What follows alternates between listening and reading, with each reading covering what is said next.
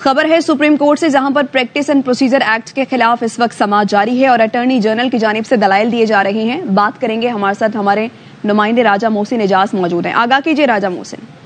دیکھیے، اس وقت supreme court of Pakistan میں practice and procedure act case کی سماعت جاری ہے اور سپریم کورٹ کی فل کورٹ اس کیس کی سماعت کر رہی ہے. آج ہونے والی سماعت کے موقع پر اٹارنی جنرل فار پاکستان نے اپنے دلائل کا آغاز کیا. ان کا یہ کہنا تھا اپنے دلائل میں کہ میں سب سے پہلے ماسٹر آف دا روسٹر کے نقطے پر دلائل دوں گا اور اس کے بعد 1956 کے رولز پر بھی عدالت میں دلائل دوں گا.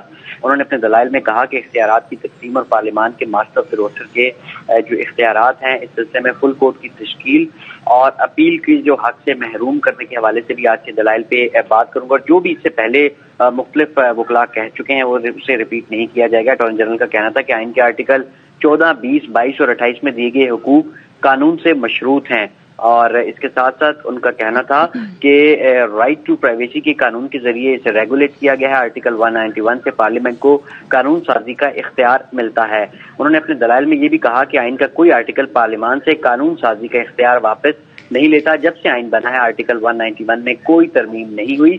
آرٹیکل 191 میں ترمیم نہ ہونا عدلیہ کی آزادی کو یقینی بنانا ہے. چیف جسٹس نے سوال کیا کہ کیا آپ یہ کہہ رہے ہیں کہ آرٹیکل 191 میں لا کا لفظ باقی آئینی شقوں سے اس لفظ کے استعمال سے مختلف ہے؟ تو اٹارنی جنرل کا کہنا تھا کہ سنگین غداری کے قانون اور رائٹ ٹو انفارمیشن ایکٹ میں قانون سازی کا اختیار آئینی شقوں سے لیا گیا ہے. اس وقت بھی سپریم کورٹ آف پاکستان میں اس کیس کے سماعت جاری ہے اور اٹارنی جنرل اپنے دلائل دے رہے ہیں. ممکنہ طور پر آج یہ کیس سماعت ابھی جاری ہے. راجہ محسن ہمیں اس متعلق آگاہ کر رہے ہیں کہ supreme court practice and procedure act case کی سماعت ابھی جاری ہے.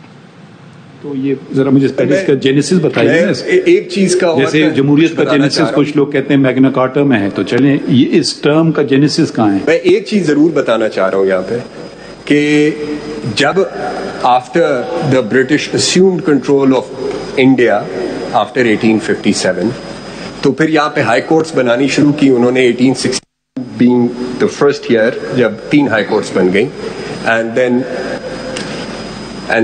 I looked up the data actually. Madras, Bombay, Calcutta 1862, Allahabad in 1866 and then Chief Court of Mysore in 1884. And جو Federal Court India بنی وہ ظاہر ہے Government of India Act کے بعد بن رہی تھی تو 1937. Out of these 6 courts